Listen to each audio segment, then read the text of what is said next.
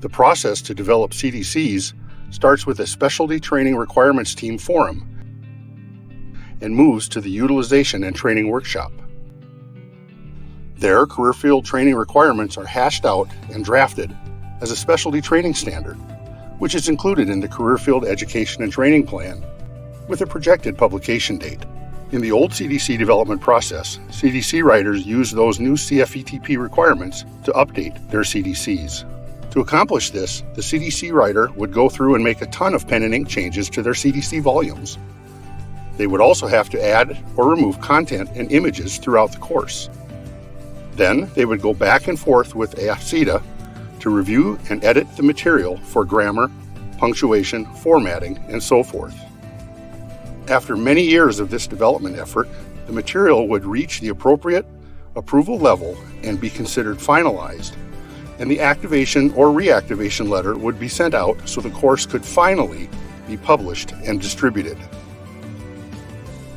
As you can see, the old process of changing or revising CDC content could take a long time.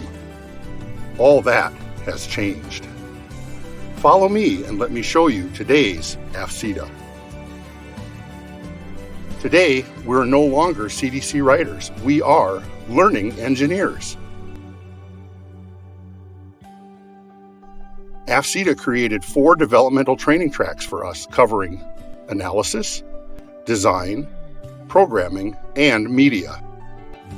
Learning engineers in AFCDA dig into the details of the CFETP-directed formal training content by developing task analysis worksheets. These worksheets allow us to focus on the demands of our career field's skill level required formal training tasks while cutting out all of the fluff that often bog down paper-based CDCs. In AFCDA, learning engineers are trained to write our own objectives, assessment items, and interactive scenarios. We also work with AFCDA's instructional systems specialists to develop and edit audio and video scripts.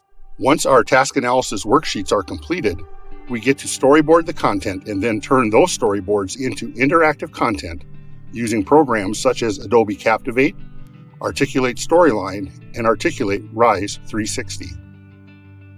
For those of us who are creative, we curate media, such as creating and editing images and videos using Adobe Photoshop and Premiere. Once the draft version of our course is developed, we get to be the lead as our course is beta tested. In AFCDA, each course goes through a month-long beta test using recent technical school graduates and career field subject matter experts as participants.